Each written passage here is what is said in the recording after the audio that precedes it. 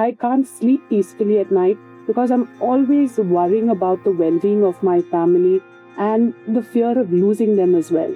How do I deal with this? Now, if you become miserable about it, start worrying about being fearful about it, you won't be able to help yourself or the others. How do I become wealthier? Which way? Money is not... It's not important. It is important, but it's not everything. This world tells us that we have to move away from wants and desires. So that's also a desire, right? When another person is suffering and you help out, is this a desire? No, it's not a desire. It's my duty. What's going to happen when I die? The soul, depending on its purity, will reach out to those heights of consciousness. Should I be spending this lifetime trying to get a space up there? Well, when life is well led, it will reach wherever it has to. Will my life be fulfilled when a lot of people mourn my death? When you have really done good things, inspired them, helped them, enriched their lives, they will mourn, they will cry.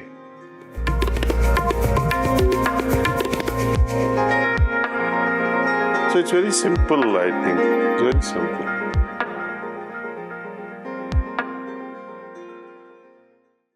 It's my proud privilege to be here at the Heartfulness Center in Kanha, in Hyderabad, and I'm so proud. I mean, I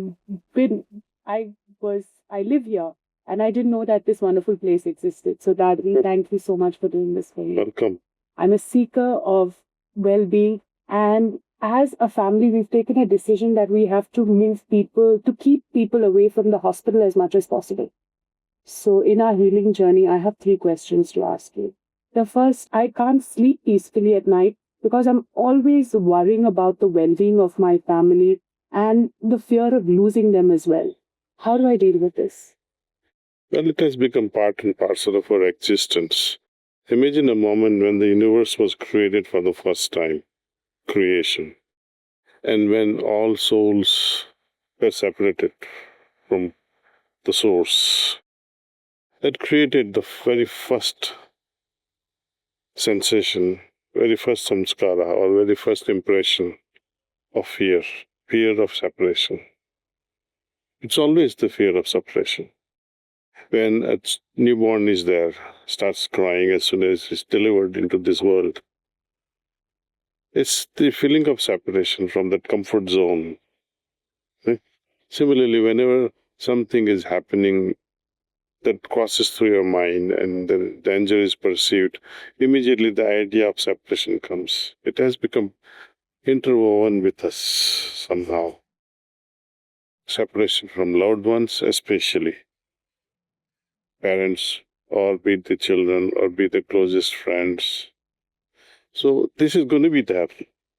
Now, if you look for a solution, what is the solution then? See, Ramayana talks about if God has to give you the gift, that gift will have to be first and foremost abhayam, means fearlessness. It is only through right understanding that you are not only individual, but you are all interconnected, and there is nothing is going to take you away from this eternity of the soul that we talk about in religion. When we personally experience this eternity, indestructibility of the soul, then the fear will be gone. You will say, okay, what about my own death? You won't be afraid of it. Not that you invite it, but you won't be afraid of it. I'm not afraid of my own death. I'm afraid of my loved ones. The same thing will happen, that discontinuity will be there. Of course, we all worry. We are all human beings endowed with love and emotions. It's up to us how to go crazy about it or be pragmatic about it, see. Be practical about it, see. Something I can try to stop, something that I can prevent, somehow vaccinate against the situation, that's all I can do. More than that, I think we should limit ourselves in confusing with worries. More you worry, you will become helpless in actually helping the other person. You have seen the example of Manasi, right? Yeah. She went through a tremendous problem, right? Now, if you become miserable about it, start worrying about being fearful about it, you won't be able to help yourself or the others. Right? So first thing is I have to accept it. Only through acceptance I'll be able to find a solution. Okay, I have this problem. Now let me find the solution. But if I remain bogged down with fear and anxiety, then I don't learn anything from that situation. That's amazing. Thank you. My next question is, how do I become wealthier? Which way? We saw today, money is not... It's not important. It is important, but it's not everything. Money is really important in life. Why? It's transactional. It is necessary for... You want to buy a shirt, you want to buy a pen, you want to get food. It is necessary. You want to have certain choices fulfilled in your life. You want a proper, environment in your house. You want to educate your children. You want to have proper health care. To a certain extent, you do require finance. But does that make me wealthier? No. I need to have other qualities that can enrich my life. Richness is not only in finance. Finance is very much a need. Besides that, I need to have greater qualities like, compassion, love, developing utter humility in oneself, that we are all interconnected and can work together and grow together. That is, I would say, truly a rich society flourishing together. But that's also wanting more things. So I want to be compassionate. It's my desires. And then we have to, this world tells us that we have to move away from wants and desires. So that's also a desire, right? Well, let's look at it differently. Let us say you fell down here in this place and you are all alone. Passers-by are just going around and not looking at you. Right? Then you'll say, oh, nobody has compassion. Right? So when you look at from that perspective, and other person is suffering and you help out, is this a desire? No, it's not a desire. It's my duty.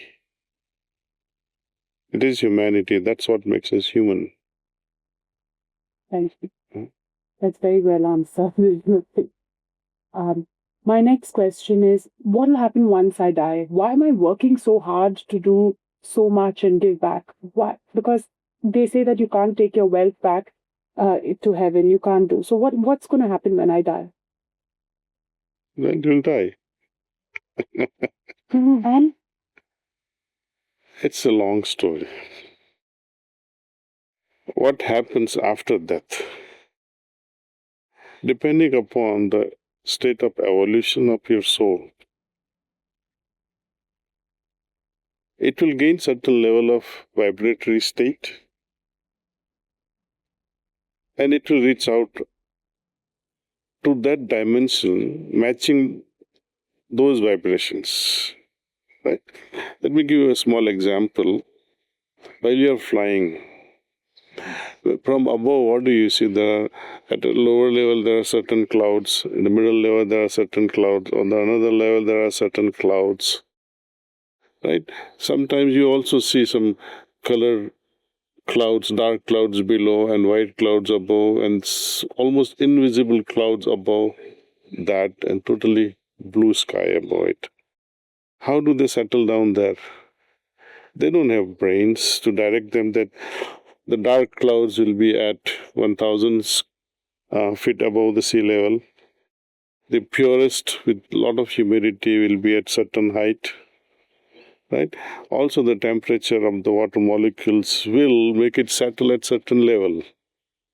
So many things come into the picture and determines the height of those clouds.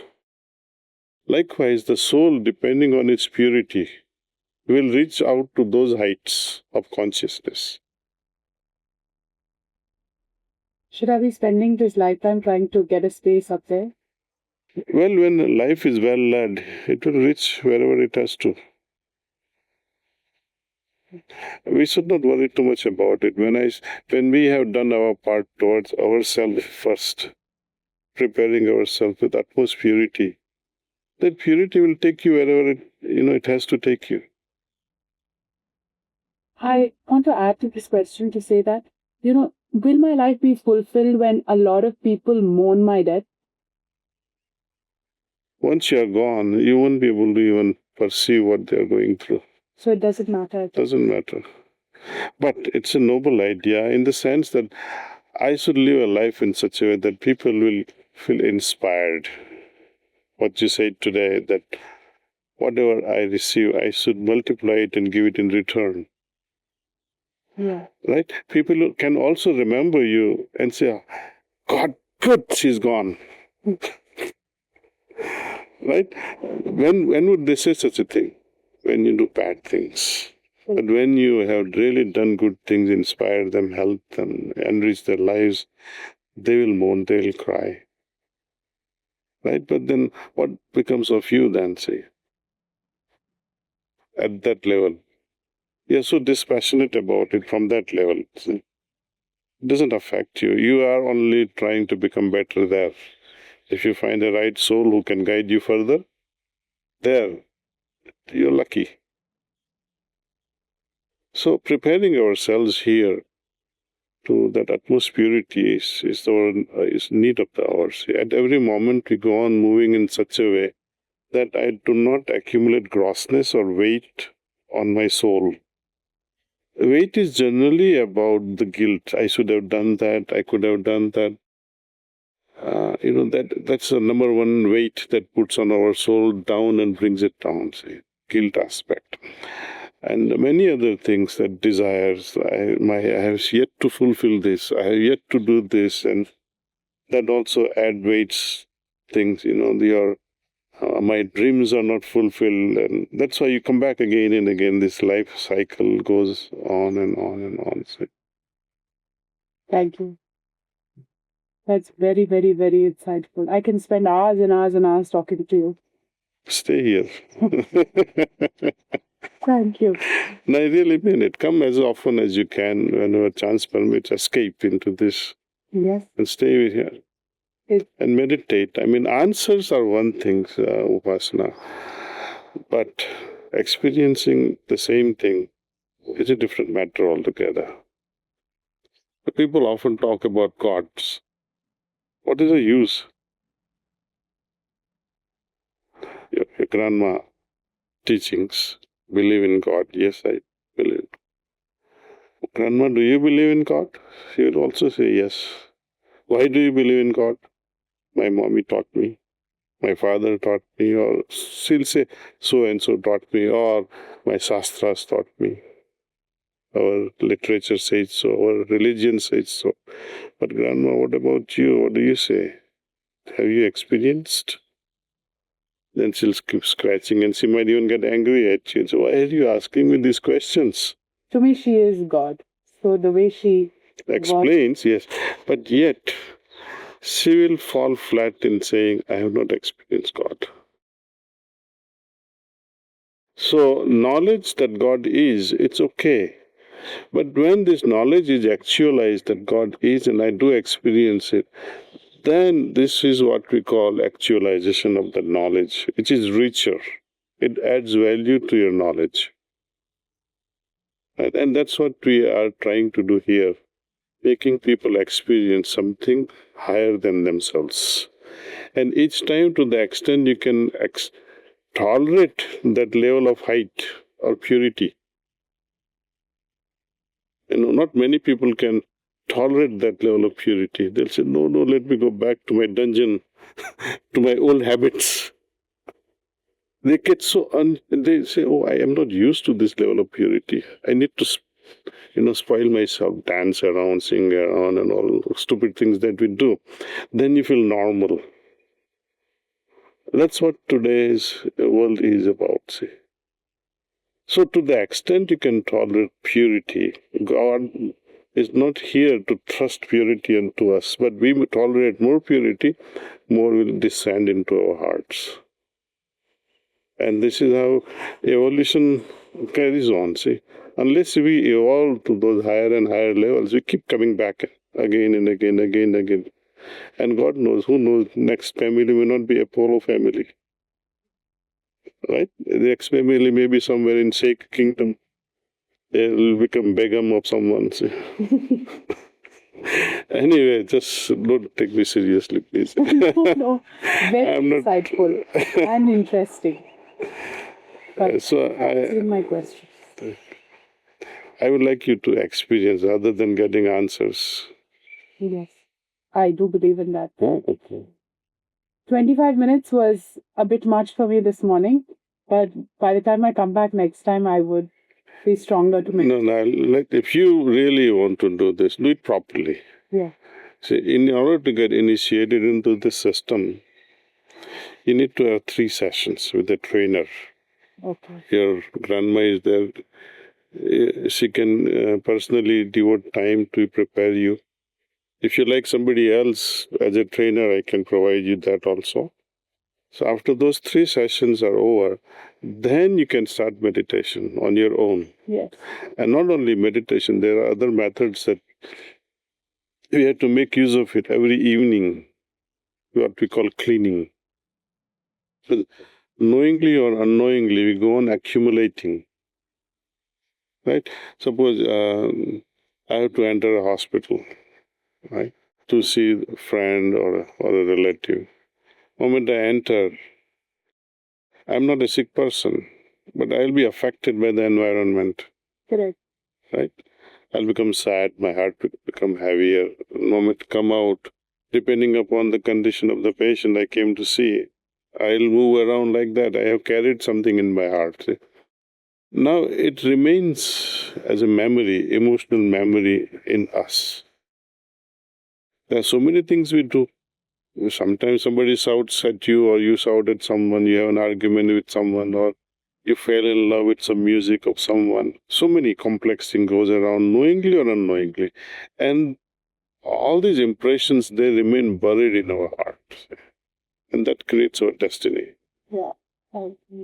So if we can remove that, then your heart, your soul will be less burdened. That means the opportunity of going higher and higher is greater with lesser and lesser impressions. So we do this evening cleaning with that purpose in mind. And before we go to sleep, just before bedtime, we try to connect with God through this prayer, which she can teach you also. And that's all. There are 3 things. Morning meditation for about 20 minutes. And slowly you can increase. Then evening cleaning process is also about 20 minutes. No need to increase that ever. So 20 minutes. And nighttime prayer, 5 minutes. So that's a proper start. So grandma, you can start her. Yeah. Amazing. Thank you. Okay, thank you.